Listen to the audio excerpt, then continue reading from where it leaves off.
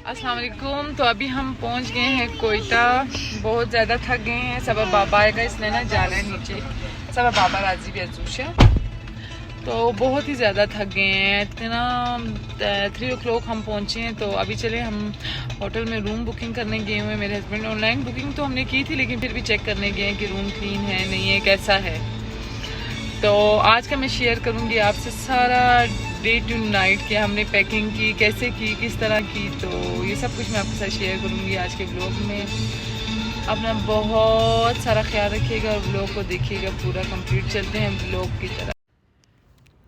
Hello everyone, कैसे हैं आप सब? ठीक ठाक हैं? तो आज हम जा रहे हैं कोयटा। कोयटा जाने के लिए अचानक ही बस प्रोग्राम तो था काफ़ी दिनों से, पहले से 2 बैग मेरे पैक थे, तो एक बैग मेरा रह रहा था। तो हमने क्या किया, आज मैंने कहा मैं पैकिंग कर लेती हूँ और बस फिर रात में ही हम निकल गए। सबसे पहले मैंने अपने बैग में और दूसरे बैग में अपने बच्चों के और अपने कपड़े डाले। आपको पता है जब आप कहीं जाते हैं ना, सबसे मुश्किल काम जो होती है शॉपिंग और पैकिंग होती है, सबसे मुश्किल काम। मैं इतनी थक गई थी कि आप लोग मेरा हाल देख रहे होंगे।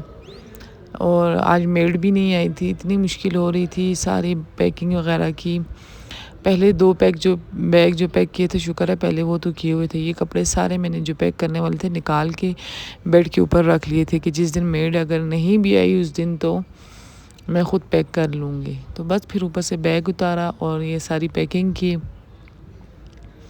A to Z पैक करके जो मैंने अपने कपड़े ऊपर वाले जिप में डाल दिए और बच्चों के कपड़े नीचे डाल दिए। और मैं आपसे कोयटा के सारे व्लॉग शेयर करूँगी, आपको दिखाऊँगी कोयटा कैसा होता है, पहाड़, वहाँ के लोग, वहाँ का अपनापन। बहुत अपने लोग होते हैं, मतलब वहाँ के लोगों में आपको एक अपनापन नज़र आएगा। तो बस अब मैं बैग पैक हो गया। अब मैं काश इतनी जल्दी ये सारा काम हो जाता जितनी जल्दी आपको नज़र आता है। तो बस पैकिंग डन करने के बाद मैं चली जाऊँगी शावर लेने। शावर लेने से पहले मुझे इतनी भूख लग गई थी, मैंने कहा मैं पहले कुछ खा लेती हूँ। मैंने जो है पहले के लेफ्ट ओवर राइस पड़े थे और साथ अचार ले लिया, वो खाऊँगी। और मैं बैठी थी, मैंने कहा आज नहीं जाएंगे, सुबह जाएंगे। तो बच्चों ने रोना डाल दिया कि नहीं हमने जाना है। मैंने कहा जब घर का काम ख़त्म होगा तो हम तब जाएंगे। फिर किसी ने वैक्यूम किया, किसी ने डस्टिंग की, किसी ने डस्टबिन खाली किए। मिलजुल के सारा काम करने के बाद हम आ गए ओरियो को देखने। सबसे मुश्किल लम्हा था मेरी ज़िंदगी का, मुझे ये लगा। मतलब इतनी अटैचमेंट हो जाती है ना, आप अगर अपने पास एक पेट रखते हैं जैसे आपको अपने बच्चों से हो जाती है। यहाँ पे जब मैंने बिल्लियाँ देखी पिंजरे में बंद थी और मैंने सोचा और ये भी ऐसे बंद रहेगी, क्योंकि ये जो है पेट हाउस जो है ना, आप यहाँ पे आते हैं लेकिन यहाँ पे ये ऐसा कुछ भी नहीं होता कि घर वाला माहौल मिले बिल्लियों को। ये ऐसे होता है जैसे हमें एक हॉस्टल में माहौल मिलता है और कैट्स को भी वैसे यहाँ पे माहौल मिलता है। तो बस कि इनको मैं कर लूँगी रेडी, इनको ये कर लेंगे रेडी। इसका हाउस मजबूरी थी, छोड़ना तो था ही, लेकिन बहुत मुश्किल लम्हा था। बस अब इसका फार्म मैंने फ़ील किया, क्योंकि इतने लंबे सफ़र में हम ओरियो को लेके जा ही नहीं सकते थे। इतनी जल्दी थी कि बाहर गाड़ी हारन बजा रही थी। मैंने नाम लिखा, एड्रेस लिखा और साइन किए, बाकी सब कुछ इन्हें पता था, फ़ोन नंबर, हर चीज़। मैंने कहा बाकी सब आप ख़ुद फ़ील कर लेना। फिर गाड़ी में हवा डाली, ये तकरीबन कोई 1 बजे का टाइम था। तो बस गाड़ी में हवा डालने के बाद हम निकल गए मोटरवे की तरफ। मैकडोनल्ड नज़र आया, मोटरवे से पहले का ये रास्ता था। मैकडोनल्ड नज़र आते ही यहाँ पे मैकडोनल्ड बंद था, तो हमें मजबूरन फिर आगे निकलना पड़ा। फिर रास्ते में हमें KFC नज़र आया, वहाँ पे हम रुक गए। अच्छा, आप ना ये होटल्स में जो आप खाना खाते हैं ना बाहर ऑन द वे, जो आप लोग खा लेते हैं चिकन या ये बिल्कुल भी अवॉइड किया करें। अगर आपको कोई ब्रांड्स के अलावा रेस्टोरेंट मिलता है तो वहाँ पे आप दाल सब्ज़ी खा लिया करें, चिकन बिल्कुल नहीं खाया करें। इसलिए हम तो KFC को प्रेफर करते हैं हमेशा सफ़र में। तो बस अब हम KFC खा लेंगे। और बहुत मज़े का था। 2 मील्स हमने ली थी, लेकिन ऐसे दड़ खाई है ना कि ना पूछ। तो बस अब हम आ गए, रात हो गई, हम सो गए। सुबह उठते ही 6 बजे हमने चाय पी सबसे पहले। अभी भी मैं जो व्लॉग एडिट करी सुबह सुबह का टाइम है, इतनी नींद आ रही है, लेकिन मैंने कहा मैं व्लॉग एडिट लाजमी करूँगी, क्योंकि ये यादगार लम्हे होते हैं। आप लोग भी मिस कर रहे होंगे मुझे। तो कोयटा पहुंचने के बाद हमने यहाँ पे ब्रेकफास्ट किया। ब्रेकफास्ट में चाय और बिस्किट था। मैं तो चाय पीती नहीं, बिस्किट भी नहीं खाया। हस्बैंड ने और देवर ने नाश्ता किया। अब मैं आपको कोयटा के पहाड़, ये बहुत मज़े का रास्ता होता है कोयटा का, मतलब अनबिलीवेबल के आप इस रास्ते को ही अच्छा एंजॉय कर लें तो समझिए आपने पूरा सफ़र, पूरा टूर ही लगा लिया कोयटा का। मतलब बहुत ख़तरनाक मोड़, पहाड़, ये बहुत अच्छा लगता है।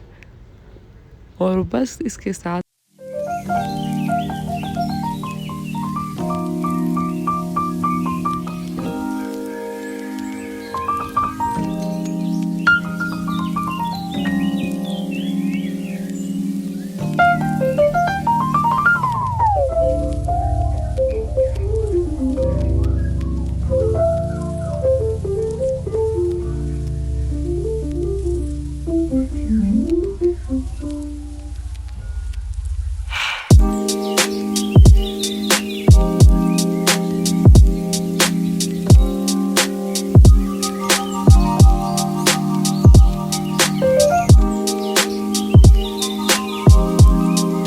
बहुत सारे होटल हमने देखे, बहुत सारे, लेकिन कुछ समझ नहीं आ रही कि हम किस होटल में जाएं, किस में नहीं जाएं।